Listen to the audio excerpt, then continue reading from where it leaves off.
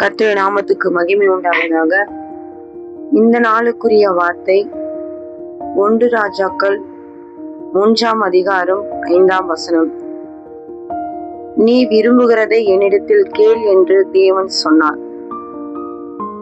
தேவன் சாலமோனுக்கு உன் விருப்பம் என்ன என்று கேட்கிறார். இது என்ன காரியம் என்று பார்த்தா, கிபியோனிலே கர்த்தர் சாலமோனுக்கு ராத்திரியில் சொப்பனத்திலே தரிசனமாகி நீ விரும்புகிறதை என்னிடத்தில் கேள் என்று தேவன் சொன்னார். அவர் சொப்பனத்திலே தரிசனம் ஆகிறதுக்கு ஒரு காரியம் இருக்கு. அதே அதிகாரம் 4ஆம் வசனத்துல பாத்தீங்கன்னா, அப்படியே ராஜா பலியிட கிபியோனுக்கு போனான். அது பெரிய மேடையா இருந்தது. அந்த பலிபீடத்தின் மேல் சாலமோன் 1000 சர்வாங்க தகன பலிகளை செலுத்தினான். 1000 சர்வாங்க தகன பலிகளை செலுத்தும்படியாய் கிபியோனுக்கு சாலமோன் கடந்து போனார். இது கர்த்தருடைய பார்வையில அருமையா இருந்தது. அதனாலதான் உன் விருப்பம் என்ன, கர்த்தரே தோன்றி உன் விருப்பம் என்ன என்கிட்ட கே, நான் தரேன். சாலமோன் என்ன விருப்பத்தை வெளிப்படுத்தினான்னு கேட்டா, 9ஆம் வசனத்தில 3ஆம் அதிகாரம் 9ஆம் வசனத்தில, ஆகையால் உமது ஜனங்களை நியாயம் விசாரிக்கவும் நன்மை தீமை இன்னதென்று வகையறிவிக்கவும் அடியனுக்கு நாணமுள்ள இருதயத்தை தந்தருளும். ஏராளமாய் இருக்கிற இந்த உமது ஜனங்களை நியாயம் விசாரிக்க யாராலே ஆகும் என்றான். அவருடைய விண்ணப்பம் கர்த்தருக்கு உகந்ததா இருந்தது. சாலமோன் இந்த காரியத்தை கேட்டது ஆண்டவருடைய பார்வைக்கு உகந்த விண்ணப்பமாய் இருந்தது. நாம கூட கர்த்தருடைய பார்வைக்கு பிரியமான ஜெபங்களை ஏறெடுக்கணும், உகந்த விண்ணப்பத்தை ஏறெடுக்கணும். அவர் வந்து உன் விருப்பம் என்ன என்று கேட்கிற அந்த காரியத்தை சாலமோன் செய்து முடித்தார். 1000 சர்வாங்க தகன பலியை கர்த்தருக்கு முன்பாக செலுத்தினார்.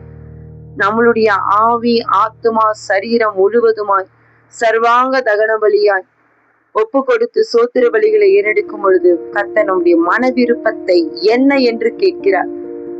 சாலமுடைய மன விருப்பம் கர்த்தருடைய ஜனங்களை நியாயம் விசாரிக்க, ஜனங்களை வழி நடத்த நாணமுள்ள இருதயத்தை கேட்டார்.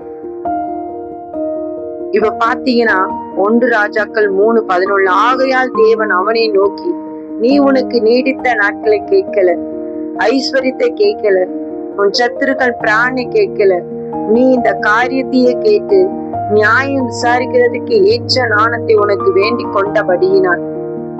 நாம ஜெபத்துல எதை கேட்கிறோம், நம்முடைய ஜெபம் எப்படி இருக்கு? சாலமோன் தீர்க்காயுசை கேட்கல, நான் எல்லா நாடுகளையும் முறியடித்து யுத்தத்துல முதல்ல இருக்கணும்னு கேட்கல. அவருடைய ஆசையெல்லாம் நாணமுள்ள இருதயத்தை கர்த்தர் தந்து அந்த ஜனங்களை வழி நடத்தணும். இது தேவனுக்கு ரொம்ப ரொம்ப பிரியமான ஒரு ஜெபமா இருந்தது. கர்த்தர் சொல்றாரு 1 ராஜாக்கள் 3:12, உன் வார்த்தையின்படியே செய்தேன், நாணமும் உணர்வும் உள்ள இருதயத்தை உனக்கு தந்தேன். இதிலே உனக்கு சரியானவன் உனக்கு முன் இருந்ததும் இல்லை, உனக்கு சரியானவன் உனக்கு பின் எழும்புவதும் இல்லை. கர்த்தர் அவர் ஞானமுள்ள இருதயத்தை தான் கேட்டார். ஆனா நம்மளுடைய தேவன் நாணமும் உணர்வும் உள்ள இருதயத்தை தந்தாரா? ஏன்னா நாணம் மட்டும் இருந்தா போதாது, ஒரு மனுஷனுக்கு உணர்வும் தேவை. நாணமும் உணர்வும் கலந்து இருக்கும் பொழுதுதான் சரியான முறையில நம் வாழ்க்கையை நடத்தி நாம கடந்து போக முடியும். 13 பாத்தீங்கன்னா, இதுவும் இன்றி நீ கேளாத ஐஸ்வர்யத்தையும் மகிமையும் உனக்கு தந்தி, உன் நாட்களில் இருக்கிற ராஜாக்கள் ஒருவனும் உனக்கு சரியானவன் இருப்பதில்லை. பாத்தீங்களா?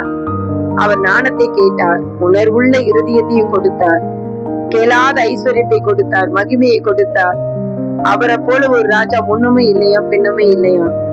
கர்த்தர் நாம் சரியான ஜெபத்தை ஏறெடுக்கும் பொழுது அதையும் கொடுப்பார், அவர் கேளாததையும் கொடுப்பார்.